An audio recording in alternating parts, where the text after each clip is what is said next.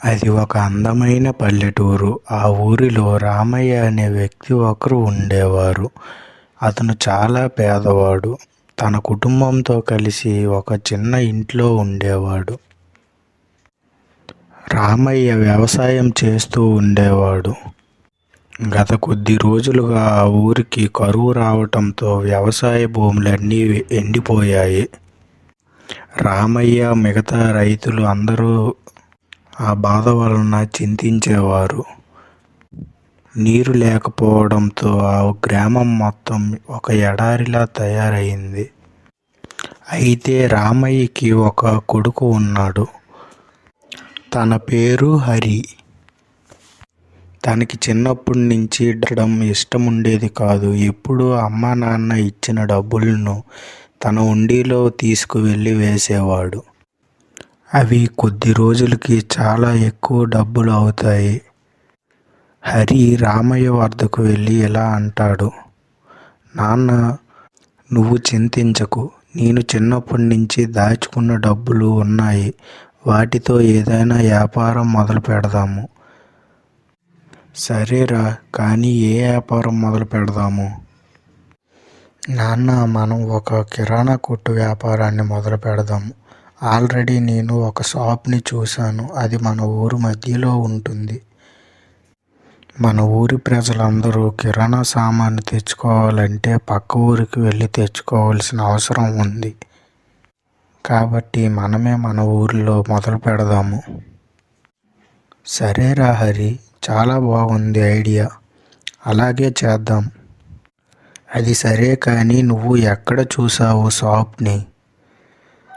నాన్న, అది మన ఊరి మధ్యలో ఉంటుంది.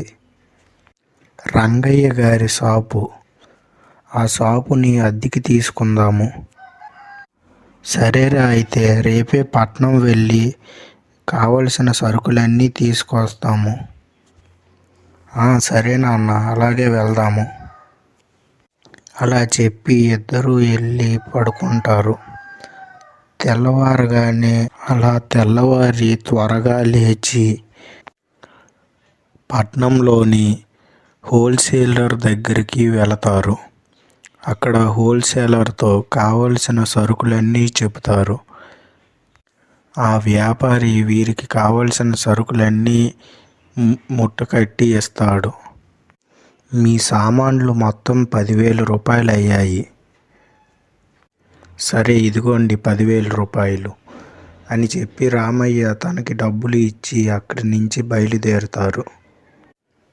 అలా నడిచి వెళుతుండగా అకస్మాత్తుగా ఒక దొంగ వారిద్దరి ముందుకి వచ్చి ఇలా అంటాడు, అందులో ఉన్న డబ్బు, ధనము, సామాన్లు నాకు ఇచ్చి వెళ్ళండి, లేదంటే మిమ్మల్ని చంపేస్తా అని అంటాడు. ఆ దొంగ మీద అకస్మాత్తుగా ఒక సింహం దాడి చేస్తుంది.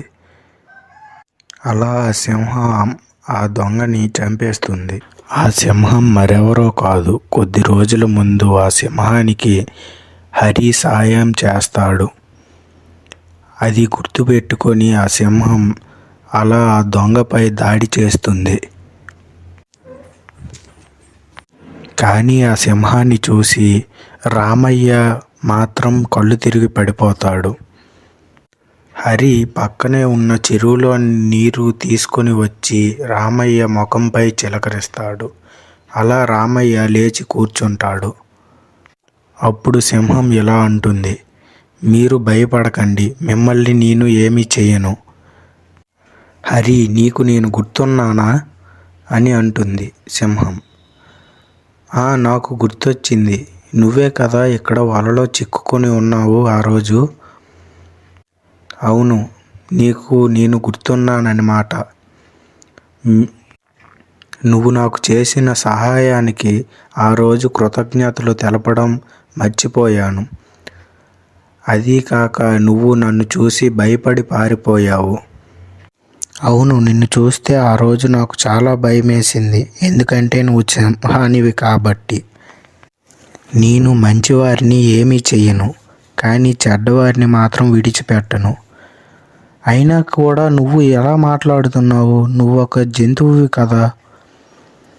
నేను ఒక మాయా సింహాన్ని. నేను మాట్లాడగలను. ఈ దొంగ చాలా చెడ్డవాడు. మీలాగే చాలామంది వద్ద డబ్బు, ధనం, సామాన్లు తీసుకొని వచ్చి ఒక గృహలో దాచిపెడుతూ ఉండేవాడు. అది చూసి నాకు పట్టలేని కోపం వచ్చింది.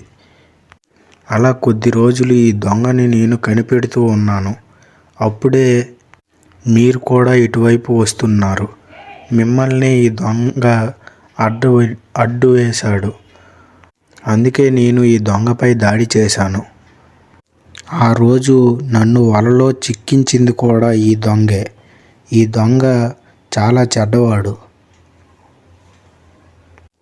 నీ కోసం చాలా రోజులుగా ఎదురు చూస్తూ ఉన్నాను. ఇన్నాళ్ళకి నువ్వు తిరిగి వచ్చావు. నీకు కృతజ్ఞతలు తెలిపే అవకాశం నాకు కలిగింది. నాతో మీరు రండి, నా కాడ ఉన్న ధనాన్ని మీకు ఇస్తాను అని చెప్పి సింహం తన గృహకు వారిద్దరినీ తీసుకుని వెళ్తుంది. అక్కడ చాలా బంగారం మరియు డబ్బు, ధనం ఉంటుంది. మీకు ఎంత కావాలంటే అంత తీసుకోండి, నేను ఏమీ అనను అని అనగానే సింహం, మాకు ఈ ధనం వద్దు, మా వద్ద ఉన్నది మాకు చాలు అని అంటారు. లేదు, నేను మీకు కృతజ్ఞతలు తెలుపుకోవలసిందే అని చెప్పి సింహం తనకి ఒక సంచి నిండుగా బంగారం మరియు డబ్బును ఇస్తుంది. అది తీసుకొని రామయ్య మరియు హరి తన ఇంటికి చేరుకుంటారు. ఇంటికి వెళ్ళి రామయ్య తన భార్యతో జరిగిన విషయాన్ని మొత్తం చెప్తాడు. అది విని రామయ్య భార్య చాలా ఆశ్చర్యపోయి మరియు సంతోషించి, ఈ డబ్బుతో మనం లీజుకు తీసుకున్న షాపుని మనమే కొనుక్కుందాము రంగయ్య కాడ. రేపే హరిని వెళ్ళి కలమనండి, అతన్ని ఈ షాపు మాకు అమ్మమని అడగమనండి అని రామయ్యతో చెబుతుంది తన భార్య.